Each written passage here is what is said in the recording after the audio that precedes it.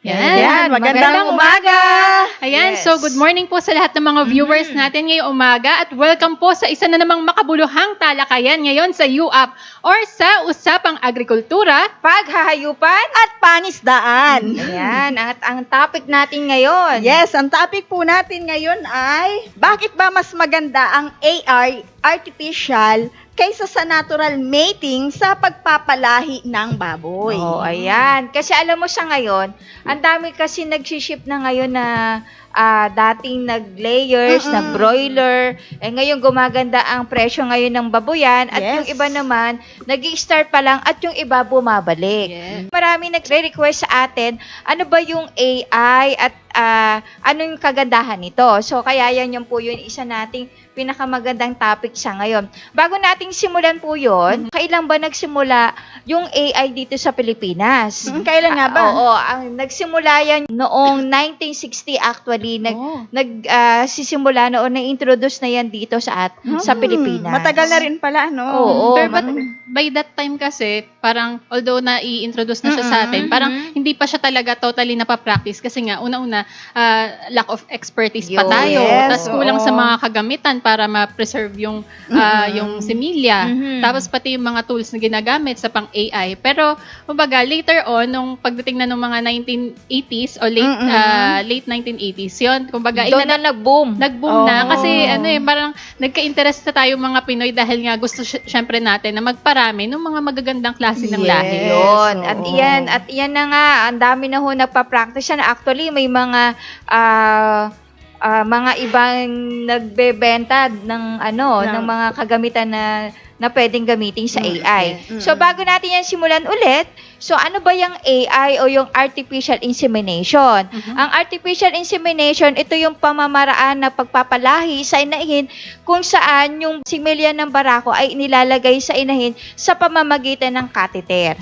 Ayan. oo. Yan yung catheter na po na yan yung isa sa mga equipment na para ilagay yung similya ng barako doon sa inahin. O Yes. yung sa madaling salita, yung pagsumpit. Ayan. Oo. So, ano naman yung tinatawag nila na natural mating? Ayan, oo. So, yung natural mating po, ito po yung pamamaraan na kung saan yung isang dumalaga o inahin ay pinapasampahan sa isang barako lang. Oo, kumbaga, actual mong makikita yung Yes. barako na sumampa sa inahin. Yes, wala ka Yes. nang gagamiting tools. Kumbaga, yung barako na bahalang gumawa ng Oo. trabaho. So, Personal contact between Yes. barako Yun, and inahin. oo. Yan. So, nasabi na natin yung between kung anong pagkakaiba ng natural at saka yung artificial insemination.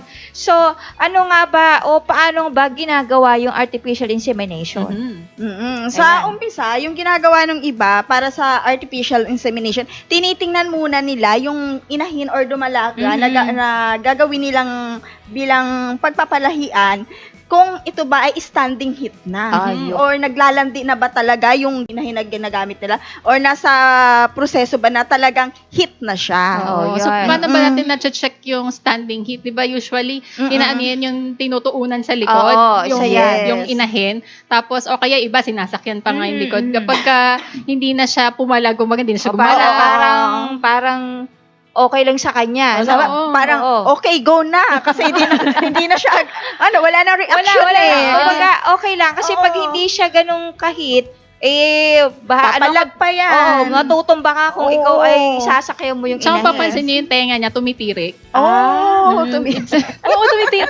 Kumbaga, nakatayo na siya. Parang okay. Isa yun sa mga signs na nagpapakita na naglalandi na siya. Nasa standing heat na siya. Kumbaga, yun yung normal sign na talagang siya ay in heat Oo. na. Then after nun, kapag na-test mo na okay na, pwede na talaga siyang pakastahan or pwede na siyang i-AI, so ang next na ginagawa nila, nililinis na nila yung pinaka-bolba or ari nung dumalaga or inahin na barako. Oo. Para kapag pinasukan natin ng AI, ay walang contamination or walang mga germs doon. So, yun ang ginagawa. Pangalawa nila para sa pag-AI. So importante yan, nalilinisin muna yung bulba o yung ari ng inahin para maiwasan yung infection. Yes. Oo. So yung susunod na procedure na pag-AI, Yun, after po nun Yan. is yun. So, nandun na yung parang ibubuka niya na yung ari ng inahin para ipasok yung catheter doon sa ari. So, Kumbaga, dapat kukunin na yung AI catheter, Yes. tapos lalagyan na nila nung pampadulas, lubricant. yung lubricant. Oo, Yan. After kapag importante yun. may lubricant na at depende doon sa catheter na gagamitin mo kasi iba-ibang klase yan. So, kapag nalagyan mo na ng lubricant, doon na yung dahan-dahan mo na siyang ipapasok doon sa ari nung inahin or dumalaga. Dito sa pag-AI, importante dyan, alam natin yung procedure na Yes. ang ating gagawin. Yan. Yun sabi nga nila kapag ka pinasok mo, dapat nasa 45 degrees yung pagpapapasok mo at dapat yung sa wag mong ipapasok pababa. Oo. Kailangan Kasi baka ang maanuhan mo yung sa ihian, Oo, dapat oo. pa ibabaw. So, yun. 45 degrees Ayun. pataas. Pataas mo siya ipapasok para sigurado na sa cervix yung pasok ng catheter.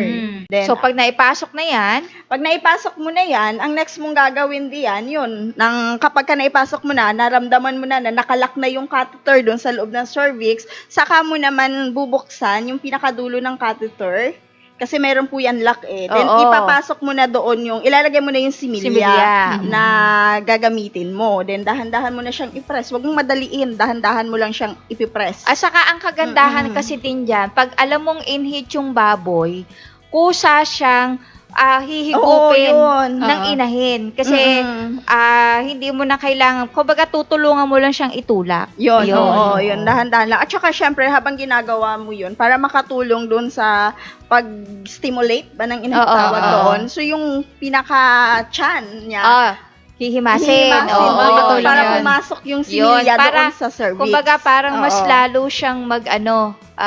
mag-inhale. Oo, Kasi Yun. pakiramdam mabilis. niya, parang may barako din sa kanyang Yun, nakasampa. oo. Kasi Oo. habang nakapasok yung catheter na merong similya, tapos may humihima sa kanya. So parang yung, kumbaga yung sensation na nafe-feel niya. Yun, Parang sa oo. natural Oo. mating. Para sa din. natural Oo. mating. Yun. After po nun is kapag kaubos na, hayaan nyo lang po na nakalagay doon yung catheter doon sa vulva or doon sa ari ng inahin. So, ang ginagawa nga nila doon, hayaan lang na kusa naman po kasi yung kusa naman yun na natatanggal. So, Oo. hayaan mo lang noon. Then, after po nun, pag nandun na, so yung inahin, wag mo na po siyang tatanggalin doon sa sa kanilang kulungan. Oo, doon lang. Doon lang, wag mo siyang isama sa iba or hayaan mo lang siya doon na magpahinga mga 30 days na nandun lang siya doon sa kulungan niya. At saka Yun yung po. paglalagay ng catheter, kahit ubos na yung similya, alisin mo lang syempre yung yung similya pinaglalagyan. Oo. Yan po ay tumatagal ng 5 to 15 Yes. minutes bago nyo hugutin yung catheter. Or hayaan mo na lang na malaglag. Oo, Sa- para maiwasan din yung backflow. Yes. Yes, Oo, yun. oo. Ang importante dyan, dapat marunong yung Yun. technician Yes. o yung tao mag-AI doon sa inahin Kumbaga, para namang hindi din masayang yung similya na ilalagay natin doon sa inahin. So kahit na may mga tools na tayo, wag tayo magmarunong basta na Oo. magagawa na Yes, natin. oo. Kailangan magpag-guide tayo kung hindi tayo sigurado sa At saka procedure. sa ngayon talaga marami ng technician, marami na rin nagpa-practice ng malalaking farm. Yun ang ginagawa yung pag-AI. Yan, katulad po ng Ayan. DubPsych. Yan. Sila Ayan. po, ayun po talaga yung forte po nila ng DubPsych, yung sa AI. At saka yan po na, alam na natin yung kung paano procedure ng AI, nakailagay na. Ang kagandahan dito, kung bakit nagpa-practice tayo ng AI kaysa doon sa natural mating. Lalo Oo. na ngayon, di ba, alam naman natin na marami sa area na apektado ng ASF. So, isa sa dahilan kung bakit mas gusto nila yung AI compared dun sa natural mating is para maiwasan natin na mahawa pa yung ating mga inahin. Oo, isa ng rin yan. sakit. O kung ano man yung dala niya, virus or bacteria man yan, isa po yan dun sa iniiwasan natin. Oo. At saka pag natural na breeding kasi, yung mga barako, minsan hindi natin kilala. Pag pinasampa natin dun sa inahin, nagkakaroon din ng, yun nga yung sinasabi nating virus. Oo. O kaya, hindi maganda yung kalidad nung similya nila. So, nakailang sampa ka na hindi pa rin manganak yung ating inahin, hindi pa rin magbuntis. Oh, kasi Yun. malay mo sa loob ng isang araw, ilan ba yung nasiservisuhan ng barako? Hindi naman Buti sana kung kakilala Oo, natin yung yun. Or kung may may-ari sarili kang o may sarili. barako. Alam mo kung ilang Mm. beses na. Ay kung iba, yung business talaga ang ginagawa nila or kahit pagod na, nakatatlo, apat na yan sa buong maghapon, sa ngalang nagbebenta or Oo. nagpapaservisyo ng barako, pupuntahan ka. Yun, isa yan. At saka, syempre, lalo na ang barako ngayon, mahal.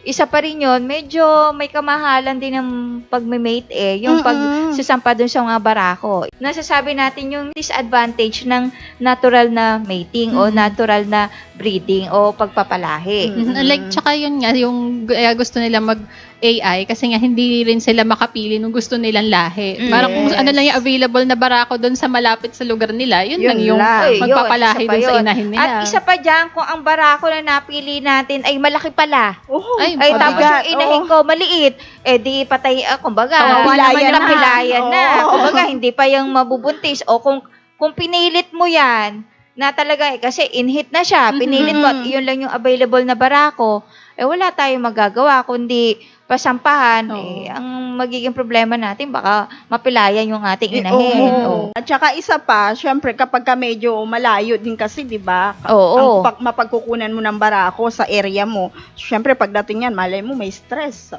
daan, o 'di ba? Paano pa makakapag-produce ng magandang similya yung barako kung na-stress siya during ng travel niya? Ayun.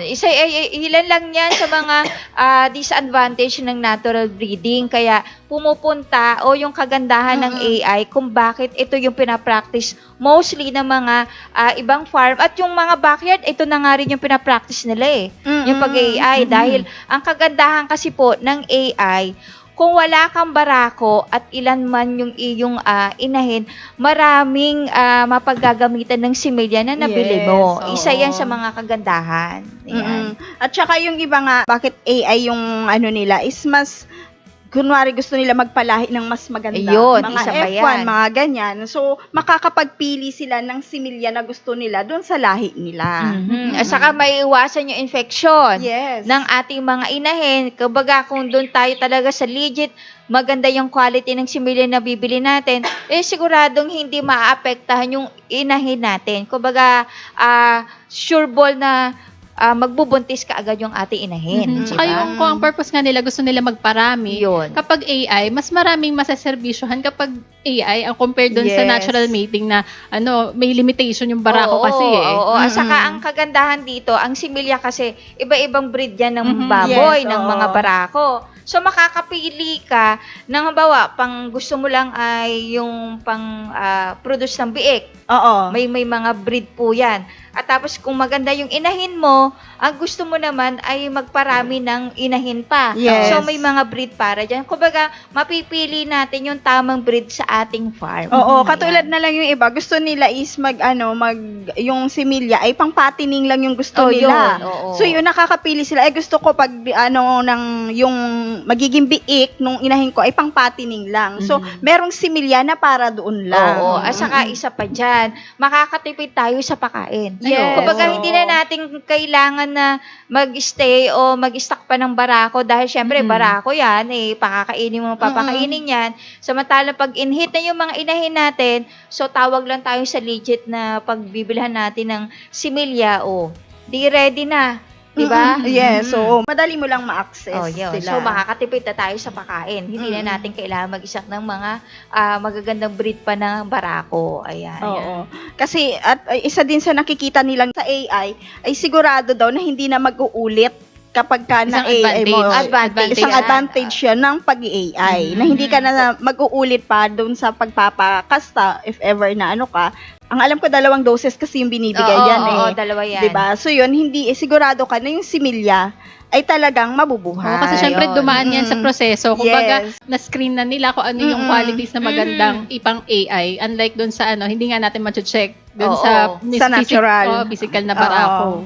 Yun. At saka yung kagandahan dyan talaga ay sure ball, kung maganda po yung pag-AI natin, sure ball na manganganak yung ating inahin at makakatipid tayo sa pakain at isa pa dyan. Kung nasa breeding tayo Oo. sa pagninegosyo, madadagdagan yung dami ng ating mga biik. Lalo na kung maganda yung breed ng similya ng kukuhanin natin. Doon sa mga nagninegosyo, malaki po na maitutulong nito dahil mas lalaki yung negosyo natin. Yes, Oo, di ba?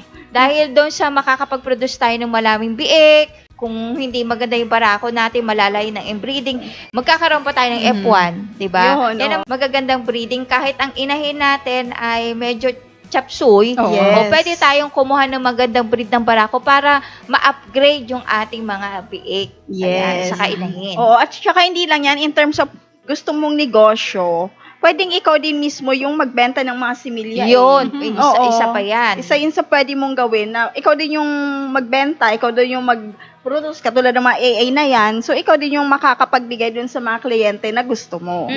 At saka yung sabi nga ng mga expertise o lalo na dito sa dito sa kinukuha natin ng similya sa dive psych na po na yan, ang sabi nila is pwede naman tayong gumamit ng mga medyo hindi ganong ka-hybrid na inahin. Yes. And then sila po ang mismo magbibigay ng magandang recommended similya ng barako para ma-upgrade yung ating inahin. Halimbawa, Yun. after nun, tapos bibili ka ng maganda pang inahin pag nakaipon ka na, tapos may magandang barako silang o similya ng barako na ma-upgrade yung mga biik. At the same time, pwede kang pumili ng pwede mong inahin. O kaya naman Yes. pwede kang magpa-guide or mag-consult kung ano ba yung magandang Yun. i-partner or i-pair Yun. doon sa inahin na nasa iyo. Yes. So, marami kang choices na pwede mong gawin. Oo. Siyempre, sa pagpaprocess o sa pamamaraan natin sa paggamit natin ito, syempre hindi nawawala ng problema dyan eh. So, magkakaroon pa rin ng problema dahil lalo na kung hindi maganda yung technician na nakuha natin or hindi tayo marunong. Oo. So, meron naman po mga guide yung ating pagkukuhanan o legit ng similya.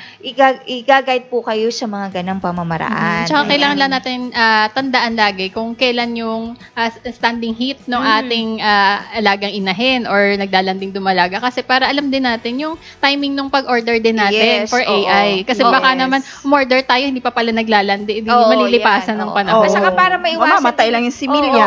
Oo. At saka para maiwasan natin yan, syempre, i-condition din natin syempre yung ating inahin. Oo, Oo. pati na din yung barako na, Oo, na pagkukunan. Oo, yung kung natural mating tayo. Pero kung nasa AI yung gagamitin natin at nabanggit natin yung kagandahan nito, so kailangan pa rin natin i-condition inahin. Ang ginagawa namin o ginagawa ng iba dyan, binibigyan nila ng maintenance ng technology. Yes. So, para i-condition at madaling mag-inhit yung kanilang mga inahin.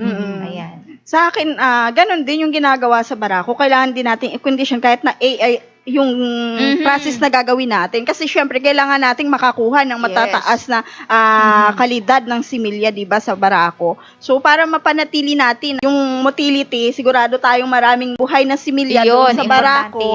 Importante po yun. Isbigyan natin po ng magandang pakain. Kasi doon naman po talaga nanggagaling sa pakain. Yeah. Yung magiging produce na similya kung gaano karami at yung liability niya. At the same time, ang ginagawa po ng iba, katulad ni Dabsai, Oo, yun. nagmi-maintain din po sila ng technology doon sa kanilang mga barako. Oo. Para naman may condition, magandang kalidad ng similya na maipoproduce nung kanilang barako. Oo. At saka, siguradong yung mga similya na yan ay mga buhay once na isinugpit natin yan sa ating mga inahin.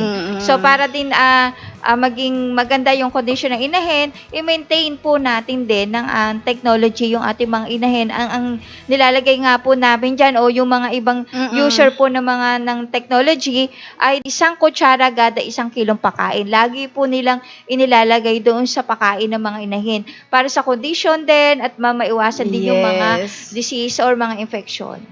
Lalo na kapag kainahin kasi kailangan talaga condition siya. Kasi minsan kapag medyo mataas yung acid ng isang inahin, yung acidity niya, kapag pinasok po kasi natin yung AI, tapos yung acid niya mataas, minsan may tendency na natutunaw sa bungad pa lang yung similya. Oo, yan. So, dapat tandaan po natin yan para mas maganda po yung resulta ng pag-AI natin, katuwang po natin dyan yung ating technology. Ayan. At saka dun po sa mga nagtatanong po sa amin, kung saan po tayo makakakuha ng legit po na mabibilhan ng mga similya. So, isa po sa nire-recommend po namin yung Dabsai kasi Ayan. subok na mura po yung Dubsike. Marami naman din po silang mga, sa page nila, yung mga reviews, maganda naman po yung mga reviews po sa kanila. At sigurado po tayo doon sa quality ng similya ng barako nila. Yes, So, yan, Dubsike po. So, yan po, ay open na open po yung ating mga landline or mga contact number para po sa inyong mga katanungan kung ano man po yung inyong inaalagaan. Yan. Ito po yung ating mga contact number, 0917-540-8887, 0939-917-2858, 0917-502-1007. At yung ating landline po, 8842-3003. Then, yung sa ating mga medyo walang access through Messenger, pero pwede po tayo makipag-communicate through Viber and WhatsApp. Ito po yung ating contact number, 0939-917-2858. Yan. At syempre, pwede rin kayong direct na mag-message sa amin dito sa aming Facebook page, Atovi Nanotechnology. At nariyan po lagi ang Facebook group na Livestock Agri-Aqua Troubleshooters Organization or LATO. So ito po ay Facebook group na contact point ng mga farmers at would-be farmers sa larangan po ng paghahayupan, pangisdaan at paghahalaman. So lahat po ay welcome dito. Lahat po nung may mga existing na inaalagaan, lalo na po ngayon sa mga may babuyan at meron kayong ibinebentang produce ninyo kung mapafattening man yan or nagbebenta kayo ng dumalaga or nagpapaservice kayo ng barako, pwede nyo pong i-post dito para yung mga ibang